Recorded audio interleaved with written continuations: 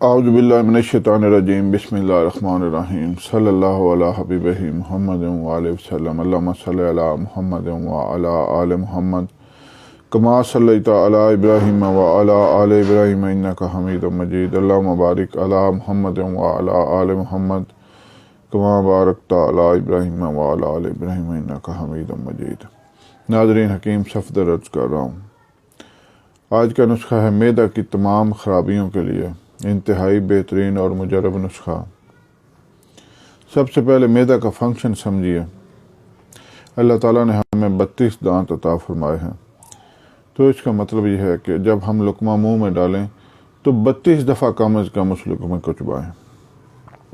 اگر ہم 32 دفعہ لقمے کو اچھی طرح چبا کر معدہ میں بھیجیں گے تو معدہ کو اسے ہضم کرنے میں، باریک کرنے میں، سب سے پہلے یہ اس بات سمجھیے کہ معدہ جو ہے وہ غذا کو ہضم نہیں کرتا، معدہ غذا کو مزید باریک کرتا ہے، پھر وہ معدہ سے ہو کر جگر میں جاتی ہے اور جگر میں پھر وہ غذا ہضم ہوتی ہے۔ جگر میں کیا بنتا ہے؟ جگر میں 4 چیزیں بنتی ہیں: صفرا، سودا، خون اور بلغم۔ اس طرح یہ نظام ہضم مکمل ہوتا ہے۔ ایک دفعہ کی کھائی اور غذا 4 گھنٹے میں ہضم ہو جاتی ہے، تو لہذا ایک دفعہ کھا کر دوبارہ نہیں کھانا چاہیے۔ آپ ایک اصول کو سمجھیں کہ آدھی بھوک، سخت بھوک لگے تو کھائیں، آدھی بھوک ہو تو چھوڑ دیں اور کھا کر پھر دوبارہ نہ کھائیں۔ اگر آپ اس چیز کو، اس اصول کو، اس قانون کو مد نظر رکھیں گے تو انشاءاللہ کبھی آپ کو معدہ کی کوئی خرابی ہو ہی نہیں سکتی۔ یعنی اگر آپ سخت بھوک لگنے پر غذا کھائیں گے تو اس کا مطلب ہے کہ آپ کے جسم کو اس کی ضرورت ہے۔ اگر آدھی بھوک ہوگی تو چھوڑ دیں گے، اس کا مطلب ہے کہ غذا اچھی طرح آپ کی ہضم ہو جائے گی، اور کھا کر پھر اگر آپ دوبارہ کھائیں گے تو معدہ کو اپنا جو عمل ہے وہ دوبارہ شروع کرنا پڑے گا۔ وہ پہلے کھائی ہوئی غذا کو جو ہضم کرنے کا عمل ہے اس کو درمیان میں ہی چھوڑ دے گا، اور اس کے بعد وہ دوبارہ نئی غذا جو آپ کھائیں گے اس کا ہضم شروع کر دے گا۔ تو لہذا اس طرح معدہ کی خرابی ہو جاتی ہے، نظام ہضم خراب ہو جاتا ہے، اور اس طرح ہماری جو دیسی ادویات ہیں وہ سیدھی معدے میں جاتی ہیں، اور غذا بھی سیدھی معدے میں جاتی ہیں۔ تو لہذا اگر ہمارا معدہ ہی درست نہیں ہوگا تو ہماری وہ کھائی ہوئی دوائی کا کیا فائدہ اور ہماری کھائی ہوئی غذا کا کیا فائدہ۔ جو ایلوپیتھک ادویات ہیں وہ چاہے ٹیکے کی صورت میں ہوں، چاہے گولی کی صورت میں ہوں، اور چاہے وہ انجیکشن کی صورت میں ہوں، وہ سیدھی خون میں جاتی ہیں، اور یہی اس طریقہ علاج کی خرابی بھی ہے اور یہی اس کی خوبی بھی ہے۔ خوبی یہ ہے کہ وہ ایک تیز ترین علاج ہے، اور خامی اس لیے کہ وہ ایک مرض دور ہوتا ہے 4 شروع ہو جاتے ہیں۔ اور ہمارا طریقہ علاج جو ہے دیسی ہربل طریقہ علاج، اس کی یہی خوبی ہے اور یہی خامی ہے کہ یہ سست طریقہ علاج ہے اور یہ فطرتی طریقہ علاج ہے۔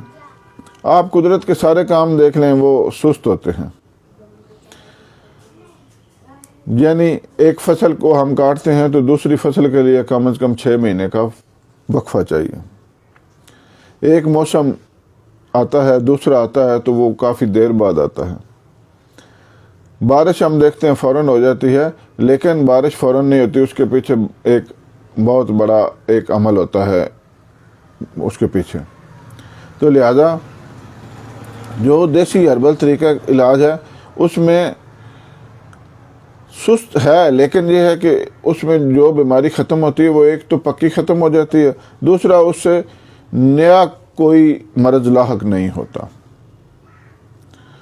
تو ہمارے پاس اکثر مریض آتے ہیں کہ حکیم صاحب یہ دیکھ لیں کہ جی ہم نے سر درد کی دوائی لی تھی، اب جوڑوں کا درد شروع ہو گیا ہے ایلوپیتھک ادویات سے۔ ہم نے معدہ کی دوائی لی تھی، معدہ بھی ویسے ہی خراب ہے اور ساتھ اور بخار بھی شروع ہو گیا ہے۔ تو لہذا یہ ایک آپ کو چیز سمجھانی تھی ہو سکتا ہے سمجھ آ جائے۔ اور اس کے بعد سب سے ضروری چیز یہ ہے کہ آپ بازاری کھانے چھوڑ دیں۔ یہ جو ہوتے ہیں نا شوارمے، برگر، تکے کباب، یہ انتہائی ناقص چیزیں ہیں۔ افزانِ صحت کے اصولوں کا کوئی خیال نہیں رکھتا۔ ہمارا ملک من حیث القوم، ہم جو ہے نا جی وہ اب میں کیا بولوں، ہم کوئی صحیح لوگ نہیں ہیں، ایک دوسرے کو دھوکہ دیتے ہیں۔ جو آپ کے گھر میں صفائی کا خیال آپ کی مائیں بہنیں بیٹیاں رکھتی ہیں، ہماری مائیں بہنیں بیٹیاں رکھتی ہیں، وہ باہر کے لوگ نہیں رکھتے۔ وہ اسی گندے ہاتھوں سے کھانے پکا کر ہمیں کھلا دیتے ہیں۔ اور پھر یہ جو چکے، برگر، شاورمے ہیں، یہ تو ہیں ہی ایک افزانِ صحت کے اصولوں کے خلاف ہیں۔ فروٹ چاٹ ایک زہر ہے۔ میرے کو کچھ سمجھ نہیں آتی میں نے کیا چیز ہضم کرنی ہے اور کیا چیز چھوڑنی ہے۔ ہمارا معدہ ہر اس چیز کو آسانی سے ہضم کرتا ہے جو ہم انفرادی یعنی اکیلی کھائیں۔ مکس اپ جو چیز ہوتی ہے اس کو معدے کے لیے وہ مشکل پیدا ہو جاتی ہے۔ معدے میں ہر چیز کے لیے علیحدہ انزائم بنتے ہیں۔ تو ایک دفعہ میں ایک ویڈیو دیکھ رہا تھا، اس میں کیا ہوا کہ جو قیمہ بنانے والی مشین ہے اس میں زندہ بطخ کے چوزے ڈالے جا رہے تھے۔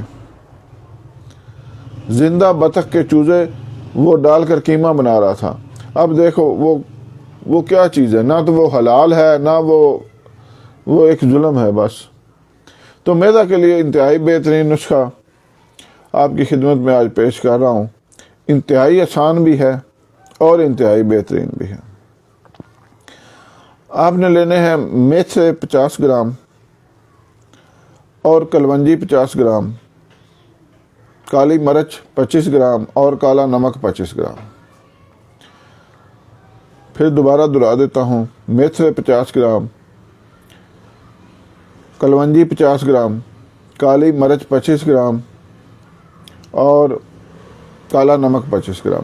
چاروں چیزوں کو باریک پیس کر صفوف کر لیں اور محفوظ کر لیں۔ انتہائی بہترین اور خوش ذائقہ صفوف معدہ آپ کا تیار ہے۔ آپ کے گھر کے تمام چھوٹے بڑے مرد و خواتین اس کو استعمال کر سکتے ہیں۔ کسی قسم کا کوئی سائیڈ ایفیکٹ نہیں ہے۔ ہمارے ہاں منوں کے حساب سے تیار ہوتا ہے اور ہم اس کو مریضوں کو دیتے ہیں، اور الحمدللہ معدہ کی تمام خرابیوں کے لیے ایک بہترین چیز ہے۔ بہرحال سب سے ضروری چیز یہ ہے کہ ہم احتیاط کریں، پرہیز کریں۔ وہ ایک مقولہ ہے کہ پرہیز علاج سے بہتر ہے۔ میں اکثر اپنے مریضوں سے یہ بات کرتا رہتا ہوں، اور لائیو بھی، اور اپنے Facebook page Safdar herbal clinic اور اپنے YouTube channel Safdar herbal tube پر میں اکثر یہ بات کرتا ہوں کہ سب سے پہلے علاج کے لیے ضروری ہے کہ بندہ، زہر کے علاج کے لیے ضروری ہے کہ بندہ مزید زہر کھانا چھوڑے۔ جب تک ہم زہر کھاتے رہیں گے تو زہر کی دوائی اثر نہیں کرے گی، اور بد پرہیزی زہر کھانا ہی ہے۔ زہر کی تعریف کیا ہے کہ جو بھی چیز جسم کو نقصان پہنچائے اسے زہر کہتے ہیں۔ تو لہذا بد پرہیزی چھوڑ دیں، اس کے بعد دوائی استعمال کریں، انشاءاللہ مکمل فائدہ ہوگا اللہ تعالیٰ کے فضل و کرم سے۔ امید ہے کہ آپ کو یہ نسخہ پسند آئے گا۔ لائک، شیئر اور فالو ضرور کریں۔ جتنا آپ شیئر کریں گے دوسرے لوگ بھی فائدہ اٹھائیں گے، میرے اور آپ کے لیے صدقہ جاریہ بنے گا۔ میرا کام تھا ایک اچھا اور بہترین آزمودہ نسخہ بتانا، اب آگے آپ کا کام ہے کہ آپ اس کو شیئر کریں تاکہ دوسرے لوگ بھی اس سے فائدہ اٹھائیں۔ اللہ حافظ۔